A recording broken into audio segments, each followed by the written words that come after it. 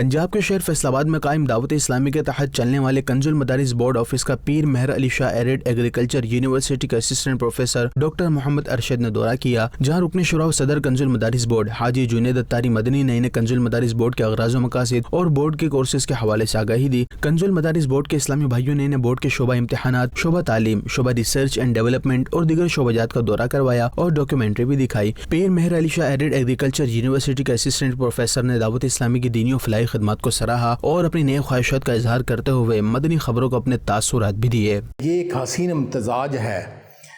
دنیاوی تعلیم کا اور دینی تعلیم کا۔ دعوت اسلامی کا جو مین موٹو ہے کہ ہم نے پاکستان اور پاکستان کے باہر تمام دنیا کے لوگوں کی فلاح کے لیے کام کرنا ہے۔ مختلف ڈپارٹمنٹس وزٹ کیے تو واقعی پتہ چلا کہ اس کے کریکولم بھی اور اس کے جو ریسرچ اینڈ ڈیولپمنٹ بھی اور سارے ڈپارٹمنٹس مل کے یہ اس پہ کام کر رہے ہیں، ورک کر رہے ہیں اور عن قریب انشاءاللہ یہ جس طرح سے میں نے دیکھا ہے ورک کر رہے ہیں، تو یہ ایک پاکستان اور پوری دنیا کی فلاح کے لیے یہ کوشش جو ہے یہ کارآمد ثابت ہوگی